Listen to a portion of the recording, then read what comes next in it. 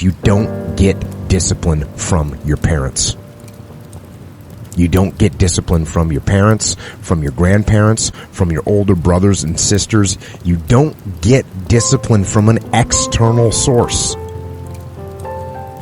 You have to get it from you. That's what self-discipline is. You get it from yourself. You get it from you. Some of your best motivation might come wrapped in sandpaper. Some of your best inspiration comes with some pricks and some nails and some thorns around it. Some of your best inspiration came in an experience that you didn't ask for, you didn't want, and you'd never want to have again. Some of your best inspiration, some of the very thing that's fueled your soul to get you here, came in an experience that you dare not wish on your enemy. Things we've worked the hardest for, we value the most. So I think, the purpose of the goal is not getting it anyway. The purpose of the goal, is who you become. Who you become is going to make you happy or it's going to make you sad. Every day in 1,000 different ways, we are trying to improve ourselves by learning how to do things. We spend a lifetime gathering knowledge in classrooms, in textbooks, in experiences. Now, if knowledge is power, if knowledge is the forerunner to success, then why do we fall short of our objectives? Why, in spite of all our knowledge and in spite of our collective experiences, do we find ourselves aimlessly wandering, settling for a life of existence rather than a life of substance?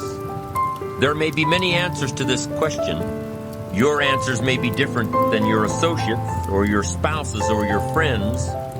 While there may be many answers to this question, the fundamental answer is the absence of discipline. Applying all that we know. That's the key word. Discipline. Self-discipline. The greatest misunderstood concepts for people who are trying to excel, who have dreams, that want to do things. Talent you have naturally. Skill is only developed by hours and hours and hours of beating on your craft. You don't try to build a wall. You don't set out to build a wall. You don't say, I'm going to build the biggest, baddest, greatest wall that's ever been built. You don't start there. You say, I'm going to lay this brick as perfectly as a brick can be laid. There will not be one brick on the face of the earth that's going to be laid better than this brick that I'm going to lay in this next 10 minutes. Yeah. And you do that every single day. And soon you have a wall. And soon you have a wall. It's difficult to take the first step when you look how big the task is. The task is never huge to me. It's always one brick. I would say reading is the strongest signal for success in the future that I've ever seen. It is the strongest. I got my first job in radio when I was 16 years old, because I've been broadcasting since I was 16 years old. But my first job I got because I was a great reader.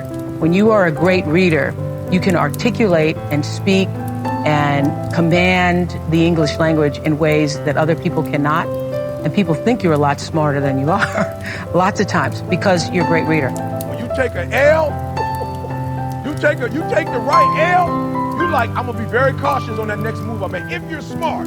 So number one, every single day, I want you to go to bed at night, stop playing games, and be honest about the wins and the losses. So I always remember where I came from. I remember all the L's I took. Because when you forget the L's, that's when you big and bad. I remember.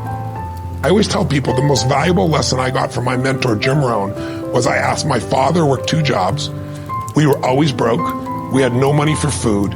And we lived in a community we moved to, which was, I thought they were all rich and we were on the other side of the tracks. It was a lower middle class, but compared to where we lived before, these people seem rich compared to us. And I just didn't understand it. And Jim said to me, Tony, it's not about the value of your soul. It's about the value of you in the marketplace. Mm-hmm. And your father's skills are not that valuable. He was an underground parking attendant, and he would take people's ticket and make change. Well, the research now shows, it's being done at Yale, it's being done overseas in England as well, and they found that 40% of all jobs they project in the next 10 years are going to disappear because of technology. It's going to be replaced by an algorithm, it's going to be changed. All these guys on Wall Street, you're seeing all these algorithms take over and they're getting rid of all these traders, right? It's changing radically in these hedge funds. There's 3 million truck drivers. Self-driving cars are here. In the next 5 years, they will be the standard, certainly within 7 or 8 years.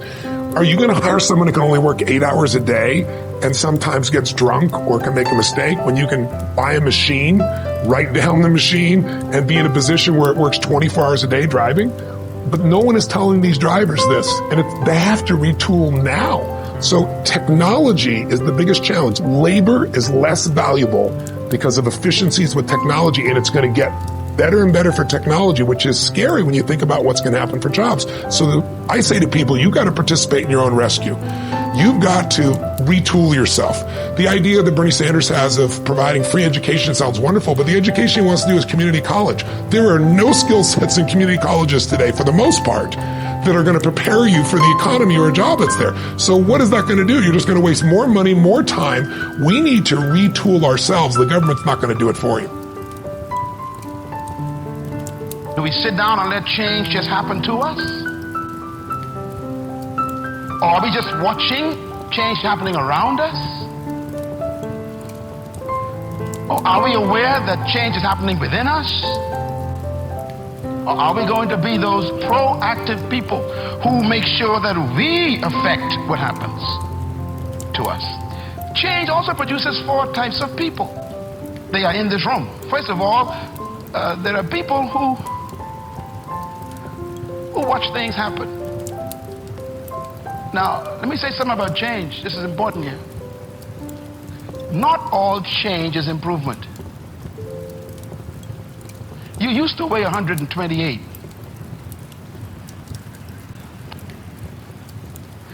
And now you changed. And for some of you, that's not an improvement. You lost your wardrobe. You lost your ability to climb up steps fast. You even lost the quality of health that you had. Change doesn't mean improvement all the time. But the problem is, without change, there can be no improvement.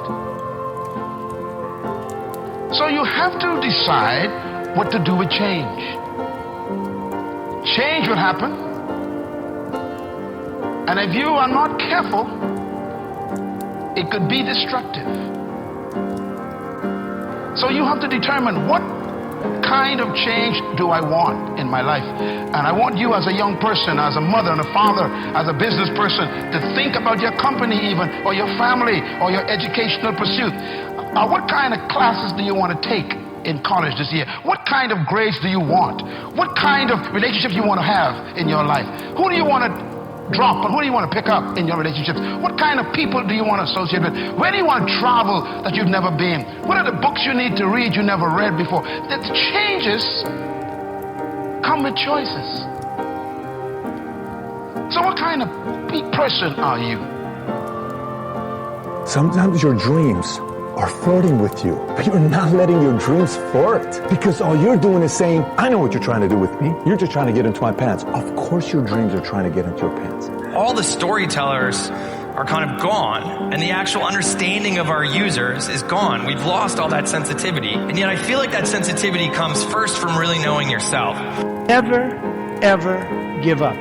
You can change and you can move around, but never, ever give up. There's a saying that says, you can lead a horse to the water, but you can't make him drink. You plan. But what about if this comes up? You don't get caught off guard. Proper preparation prevents poor performance. Fail big.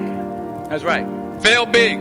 Well, you want to do, particularly if you're starting a company, you need to work super hard. That's how you get better. And by the way, that's part of life as well. That's what makes it juicy to want to keep getting better. I mean, sitting back and watching television, that's playing defense. Provoke, inspire.